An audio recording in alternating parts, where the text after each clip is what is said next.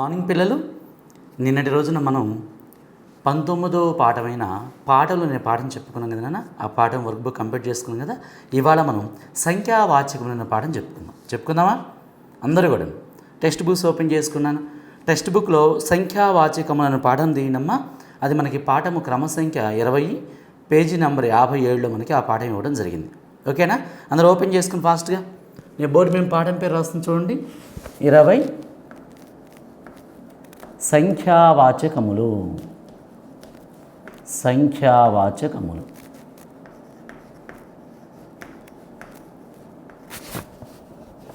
క్రమసంఖ్య 20 పాఠం పేరు సంఖ్యావాచకములు. సంఖ్యావాచకము అంటే సంఖ్య అంటే మనకి తెలుగులో అయితేనన్నా, మీరు ఇంగ్లీష్ మీడియం తెలుగు మీడియం వాళ్ళు ఇద్దరు ఉన్నారు కాబట్టి మామూలుగా 1 నుండి 9 వరకు ఉన్నటువంటి నంబర్లని అంకెలని 9 తర్వాత ఉన్నటువంటి 10 నుంచి ప్రారంభమయ్యే వాటిని సంఖ్యలని అంటూ ఉంటారు. కానీ 1 నుండి 9 వరకు ఉన్న వాటిని కూడా సంఖ్యలుగా మనం పరిగణించవచ్చని తర్వాత పై తరగతిలో మనం చెప్పుకుంటూ ఉంటాం. సరే, ఇక్కడ సంఖ్యావాచకముల కింద మనకి మొత్తము 10 సంఖ్యలు, ఆ 10 సంఖ్యల ఆధారం చేసుకొని ఉన్నటువంటి కొన్ని విషయాలు మనం సాహిత్యపరమైన విషయాలు కూడా మనం చెప్పుకోబోతున్నాం. మొట్టమొదటి 1 అనే దాంతో ప్రారంభమయ్యేది ఏకచక్ర రథారూఢుడు సూర్యుడు అని ఇచ్చాడు. చూస్తున్న టెక్స్ట్ బుక్లో చూస్తున్నారు అందరూ కూడాను. మొట్టమొదటి 1 ఏకచక్ర రథారూఢుడు. ఏక అంటే 1 అని అర్థము. ఏక అంటే అర్థం ఏంటి? 1. ఎవరు ఏకచక్ర రథారూఢుడు అంటే సూర్యుడు. సూర్య భగవానుడు వెళ్ళే రథానికి ఒకటే చక్రం ఉంటుంది. ఇప్పుడు మీరు పిక్చర్ చూసారా? చూస్తే తెలుస్తుంది. ముందు మనకి ఒక 7 గుర్రాలు కట్టబడి ఉంటాయి. దేనికి? సూర్యుడి యొక్క రథానికి 7 గుర్రాలు ఉంటాయి. ఆ 7 గుర్రాలను ఏమంటామంటే మనకి ఇంద్రధనస్సు తెలుసా మీకు? ఇంద్రధనస్సు అంటారు. అంటే రెయిన్బో అంటాం కదా ఇంగ్లీష్లో మనం. ఆ ఇంద్రధనస్సులో 7 రంగులే 7 గుర్రాలుగా ఉంటాయి అని చెప్పి చెప్తూ ఉంటారు అన్నమాట పెద్దవాళ్ళ కథలు చెప్తున్నప్పుడు. ఆ 7 గుర్రాలు ఉన్నటువంటి ఏకచక్ర రథారూఢుడు. ఒకే చక్రం నుండి రథం మీద ఆయన కూర్చొని ప్రయాణం చేస్తూ ఉంటాడట. అందుకని ఆయన్ని ఏకచక్ర రథారూఢుడు సూర్యుడు అని చెప్తారు. ఓకేనా? రెండవది ద్వివిధ కాంతి రూపులు. ద్వివిధ కాంతి రూపులు. ద్వి అంటే 2, ఏక అంటే 1, ద్వి అంటే 2. ఓకేనా? 3 అంటే 3, త్రయము. ద్వివిధ, ద్వి అంటే 2 అన్నమాట. ద్వివిధ కాంతి రూపులు, 2 రకాల కాంతి రూపులు ఉన్నారు. 2 కాంతి రూపులు ఉన్నారు. కాంతి రూపులు, కాంతియే రూపంగా కలిగిన వారు, తమ రూపం ద్వారా కాంతిని విరజిమ్మేవారు. ఎవరు? 2. వాళ్ళు 1 సూర్యుడు, 2 చంద్రుడు. అంతే కదా నాన్న? మనకి సూర్యచంద్రుడి నుంచి కాంతి వస్తుంది, కనపడుతుంది కదా మనకి. పగటి వేళంతా కూడా సూర్యకాంతి ఉంటుంది.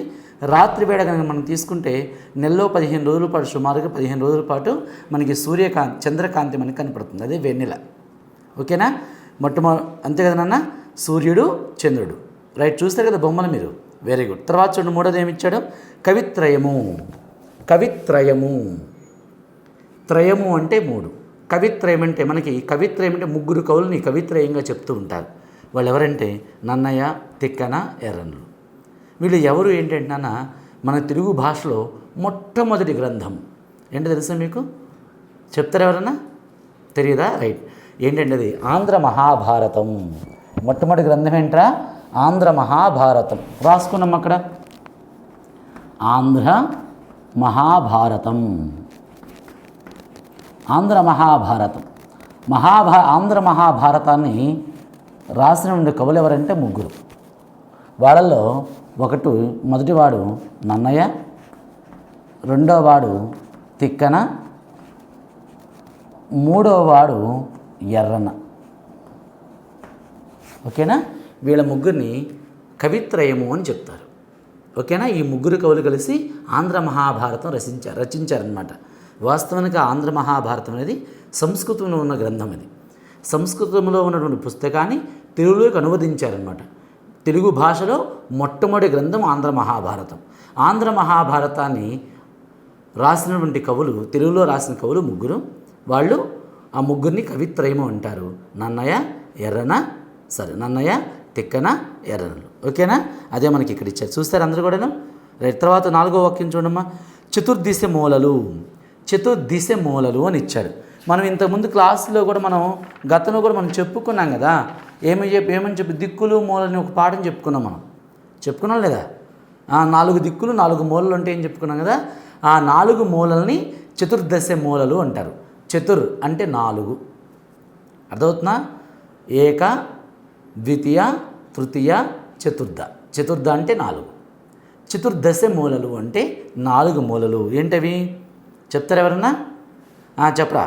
Very good. ఆగ్నేయం, ఈశాన్యం, నైరుతి, వాయువ్యం. అంతే, ఓకేనా? ఈ 4టిని చతుర్దశ మూలలు అంటారు. అవి ఎందుకు చెప్తారు కూడా మనం చెప్పుకున్నాం. ఆగ్నేయంలో అయితే అధిదేవత, అది ఆగ్నేయ దిక్కుకి అధిదేవత ఎవరు? అగ్నిదేవుడని. ఈశాన్యంలో అయితే ఈశ్వరుడు ఉంటాడని, ఆయన సాంబమూర్తి శివుడిని చెప్పుకుంటారని. నైరుతిలో నివృత్తి అనబడే నైరుతి దిక్కుని పరిపాలించే భగవంతుడు దేవుడు ఉంటాడని. వాయవ్యంలో వాయుదేవుడు ఉంటాడని మనం చెప్పుకున్నాం లేదా? Very good. నెక్స్ట్ వన్ 5వ చూడమ్మా. పంచపాండవులు. చెప్పాలరా? పంచపాండవులు అంటే ఎవర్రా? పాండురాజు కుమారులు 5గురిని పంచపాండవులు అంటారు. ఓకేనా? వాళ్ళలో మొట్టమొదటి పెద్ద ఆయన పేరు, అందరికంటే పెద్దవాడి పేరు ధర్మరాజు. మొదటి ఆయన పేరు ఏంటి? ధర్మరాజు. 2 భీముడు, 3 అర్జునుడు, 4 నకులుడు, 5 సహదేవులు. ఏమన్నా మీరు చూసారా ఎప్పుడన్నా? వీళ్ళు బొమ్మలు చూసి కనీసం? ఓకే, నేను ఎప్పుడైనా చూస్తారా? పంచపాండవుల పిక్చర్స్ చూస్తారా? ఎప్పుడైనా గమనించారా? వాళ్ళ మొట్టమొదటి అందరికంటే పెద్ద ఆయన పేరు ఏం పేరు? ధర్మరాజు అనమాట. ఈయన పాండు మహారాజు కొడుకులు అనమాట, 5గురు కూడాను. వీళ్ళ అమ్మగారి పేరు కుంతీదేవి అనమాట. ఓకేనా? మొట్టమొదటి పెద్ద అందరికి పాండవుల 5గురిలో అందరికంటే పెద్ద ఆయన పేరు ధర్మరాజు. ఆయన యుధిష్ఠరుడు అంటారు. యుధిష్ఠరుడు అని కూడా పిలుస్తారు ఆయన్ని. ఓకేనా? ఈయన ధర్మం వైపే నిలబడ్డాడట. తన జీవితాంతం వరకు కూడా ధర్మాన్ని తప్పి ఎక్కడ ప్రవర్తించలేదని చెప్పి మనకి చెప్తూ ఉంటారు. భారతంలో వస్తుంది ఈ కథ కూడా. 2 ఆయన పేరు భీముడు. బాగా బలమైన వాడు, చాలా ధైర్యస్తుడు. ఓకేనా? ఈయన పేరు భీముడు. 3 అతని పేరు అర్జునుడు. ఈయన విలువిద్య అంటే బాణాలు వేయడంలో బాగా ప్రావీణ్యం కలిగిన వాడు. ఆయన్నే పార్థుడని కూడా అంటారు. ఓకేనా? అర్జునుడి పేరు పార్థుడని కూడా మనం పిలుస్తూ ఉంటాము. తర్వాత 4వ ఆయన పేరు నకులుడు, 5వ ఆయన పేరు సహదేవుడు.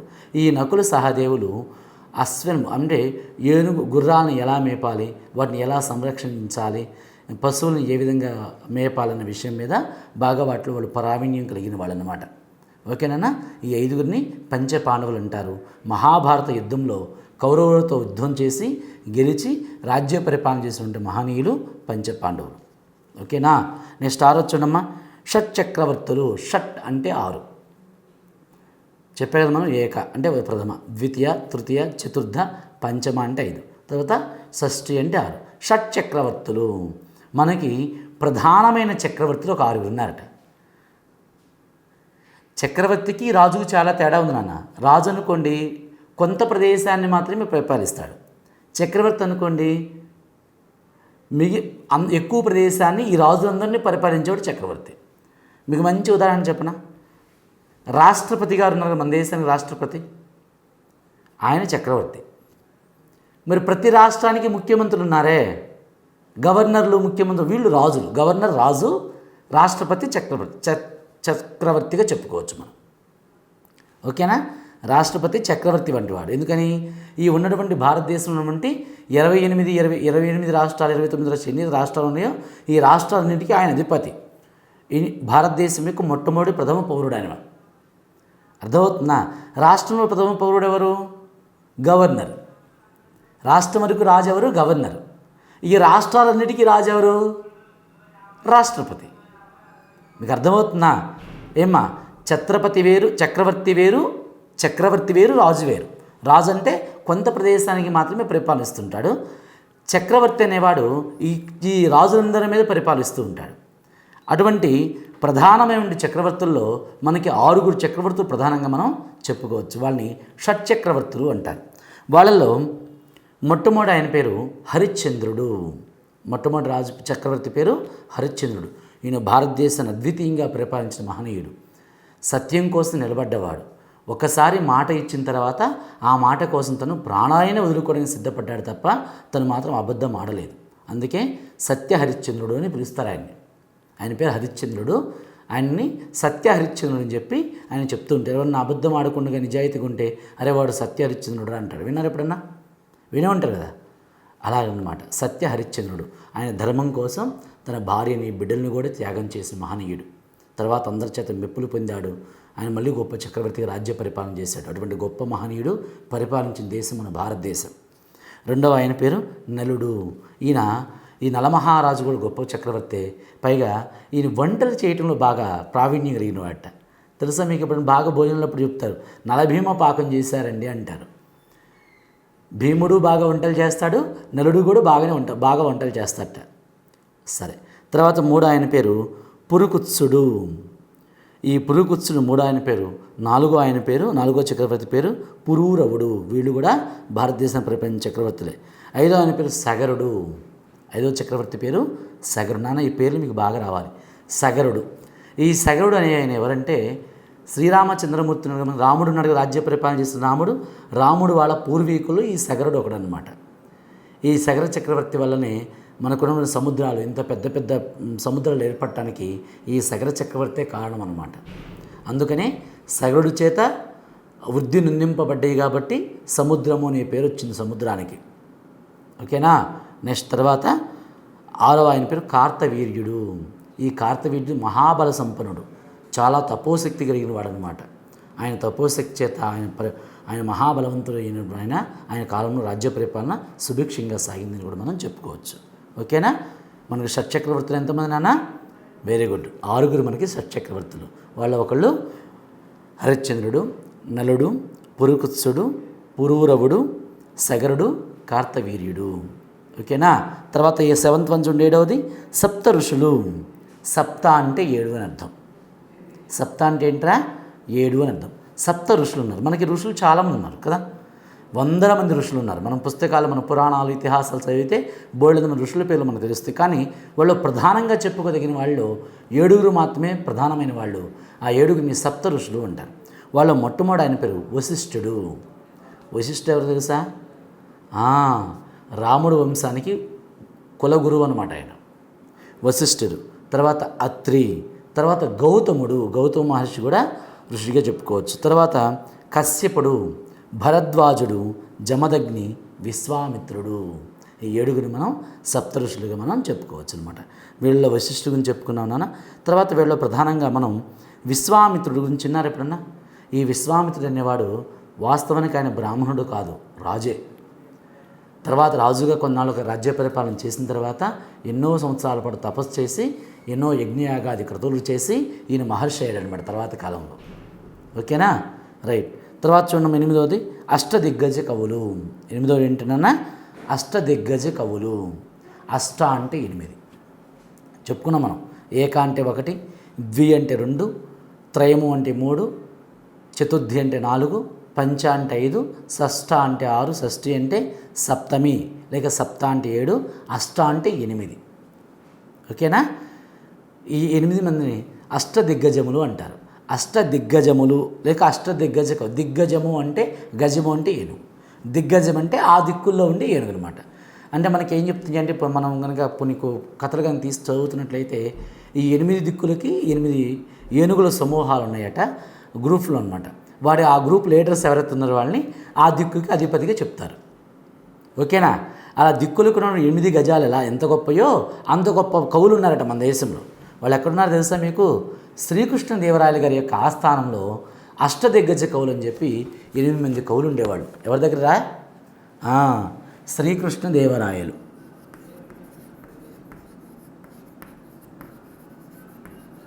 ఈ శ్రీకృష్ణదేవరాయలు అనబడి ఆయన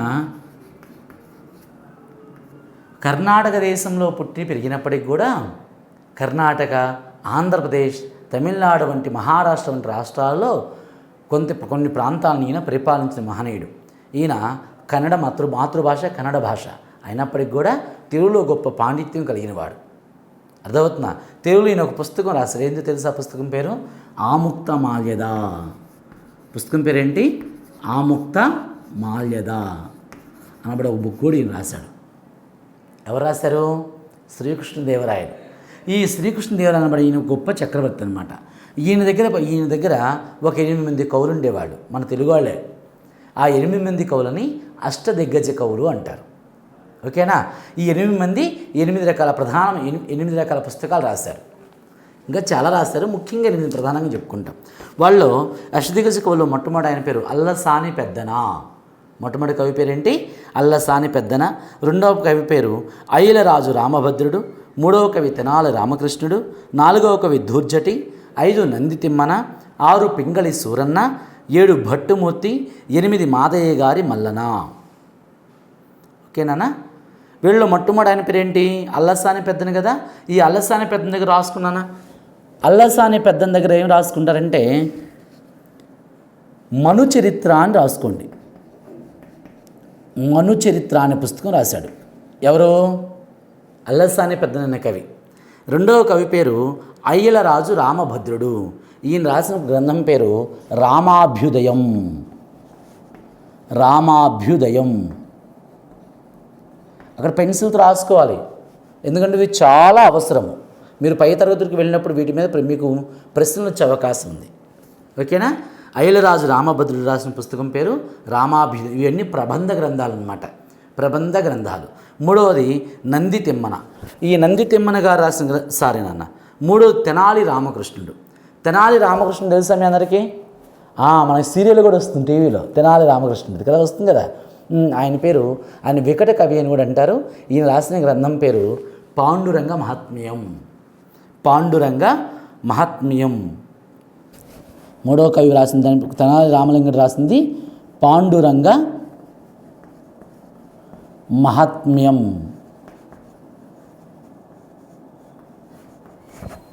పాండురంగ మహాత్మ్యం. తర్వాత 4వది ధూర్జటి. ధూర్జటి అనే ఈయన గొప్ప శివభక్తుడట. ఈయన అష్టదిగ్గజ కవుల్లో ఈయన శతకం ఒకటి రాశాడు, శ్రీకాళహస్తీశ్వర శతకం. శ్రీకాళహస్తీశ్వర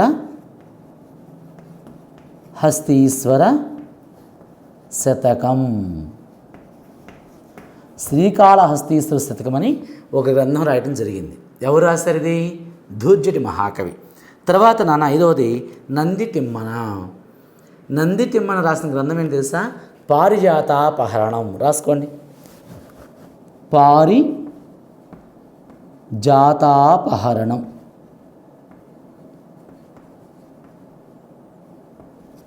పారిజాతాపహరణం.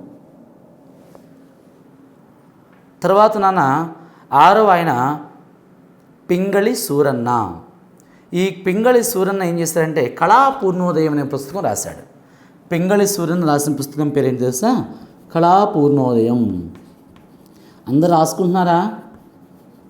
రాసుకోండి, పేర్లు రాసుకోవాలి, మీకు ఈ పేర్లు బాగా రావాలి అందుకు. తర్వాత 7వ ఆయన పేరు భట్టుమూర్తి. ఈయన రామరాజభూషణుడు కూడా అంటారు నాన్న. ఈయన రాసిన భట్టుమూర్తి రాసిన పుస్తకం పేరు వసు చరిత్ర. వసు చరిత్ర రాశాడు. ఎవరు? భట్టుమూర్తి. తర్వాత 8వ ఆయన మాదయ్య గారి మల్లన, రాజశేఖర చరిత్ర. 8వ ఆయన రాసిన గ్రంథం పేరు రాజశేఖర చరిత్ర. ఇవి అష్టదిగ్గజ కవుల వంటి 8 మంది కవులు రాసిన పుస్తకాలు అన్నమాట. మన తెలుగు భాషకి ప్రబంధ సాహిత్యం అనే సాహిత్యాన్ని ఉంటే మహనీయులు వీళ్ళు. ఓకేనా? వీళ్ళు ఎవరు ఆస్థానంలో ఉండేవాళ్ళు? శ్రీకృష్ణదేవరాయలు గారి ఆస్థానంలో ఉండేవాళ్ళు. ఈయన రాయలసీమ ప్రాంతాన్ని పరిపాలించాడని దానికి రాయలవారి పేరు మీదుగా రాయలసీమ అనే పేరు పెట్టడం జరిగింది. ఓకేనా? తర్వాత 9వ చూద్దాం. 9th వన్ ఏమిచ్చారు చూస్తారా? నవరత్న కవులట. నవ అంటే 9 నన్ను గుర్తుపెట్టుకోవాలి జాగ్రత్తగా పేర్లు. నవ అంటే అర్థం ఏంటి? 9. నవరత్న కవులు. వీళ్ళు నవరత్న కవులు అని చెప్పి ఒక 9 మందిని నవరత్నాల వంటి కవులని చెప్తూ ఉంటారు. వాళ్ళు మొట్టమొదటి ఆయన పేరు ధన్వంతరి. 2 క్షపణకుడు. 3 అమరసింహుడు శంఖువు. 5 భూతాళ భట్టు. 6 కాళిదాసు. 7 వరాహమిహిరుడు. 8 వరరుచి. 9 భాసుడు. వీళ్ళు మనకి నవరత్న కవులని చెప్పి సంస్కృతంలో ఎన్నో గ్రంథాలు రాసిన మహనీయులు వీళ్ళు. ఓకేనా? ఏమైనా పేర్లు బాగా వస్తుంది, అర్థమైందే మీకు? రైట్. తర్వాత చివరిది 10 దశవిధ గురు విద్యలు అంటారు. దశవిధ గురు విద్య. దశ అంటే 10 అన్నమాట. హిందీలో మీరు దశ అంటారు కదా, అలాగన్నట్లు. దశ అంటే 10. దశవిధ గురు విద్యలు అని మనకి మనకు ఓ 10 రకాల గురు విద్యలు ఉన్నాయి. వాటిలో మొట్టమొదటి చూడన్న లిపి, 2 వ్యాకరణము, 3 కావ్యము, 4 రాజనీతి, 5 దండనీతి, 6 అర్థశాస్త్రము, 7 గణితము, 8 ఆయుర్వేదము, 9 శిల్పశాస్త్రము, 10 గాంధర్వము. ఇవి 10 విద్యల పేర్లు అన్నమాట. ఓకేనా? వీటిల్లో ఈ 10 విద్యల పేర్లు కూడా మీకు నోటికి రావాలి. మరొకసారి చూడన్నా, దశవిధ గురు విద్యల్లో లిపి. లిపి అంటే ఏంటంటే మామూలుగా రాయడం అనుకుంటాం కదా, రాయడం అనే కాదట. లిపి గురించి ప్రత్యేకించి మనకి గ్రంథం, ఈ శాస్త్రంలో మనకి ఈ విద్యలో మనకి చెప్పబడుతుందట. 2 వ్యాకరణము అంటే గ్రామర్ అంటాం కదా మనం కామన్గా, ఆ నీతి నియమాల గురించి, ఆ నియమ నిబంధనల గురించి చెప్తుంది. తర్వాత కావ్యం, గ్రంథం ఎలా రాస్తాం. రాజనీతి, దండనీతి, అర్థశాస్త్రాన్ని మనం మామూలుగా క్యాజువల్ మీనింగ్ అంటే సాధారణ అర్థంలో ఏం చెప్పుకుంటాం, అర్థశాస్త్రం ఎలా చెప్తామంటే మనం ఏ విధంగా చెప్పుకుంటామంటే ఎకనామిక్స్ అని చెప్తారు. ఓకేనా? రైట్. తర్వాత దానిలో రాజనీతి కూడా కలిసి ఉండేదట. తర్వాత గణితం అంటే ఏంట్రా, మ్యాథమెటిక్స్. నెక్స్ట్ వన్ ఆయుర్వేదము, తెలుసు కదా, వైద్యశాస్త్రం. శిల్పశాస్త్రం అంటే మనకి శిల్పాలు చెక్కేవాళ్ళు ఉంటారు, తెలుసు కదా, రాళ్లతో మనకి స్టోన్స్తో శిల్పాలు చెక్తూ ఉంటారు, దానికి సంబంధించిన శాస్త్రం అనమాట అది. ఇలా మనకి తర్వాత గాంధర్వము. ఈ విధంగా మనకి 10 రకాల విద్యలు ఉన్నాయన్న. వీటిని దశవిధ గురు విద్యలు అంటారు. ఓకేనా? వీటిలో వచ్చే అర్థాలు రాసుకుందామా? చూడండి అన్న. 1 ఏక అంటే అర్థం ఏంటి చెప్పుకున్నాం. ఫస్ట్ వన్లో రాసుకున్నానా. ఏక అంటే అర్థము 1, ఒక. ఏక అంటే 1. ద్వి అంటే 2. రాసుకుంటున్నారు, పెన్సిల్తో రాసుకోవాలి అక్కడ. ద్వి అంటే అర్థము 2. 3 త్రయం. త్రయం అంటే 3. త్రయము అంటే అర్థం ఏంట్రా, 3. తర్వాత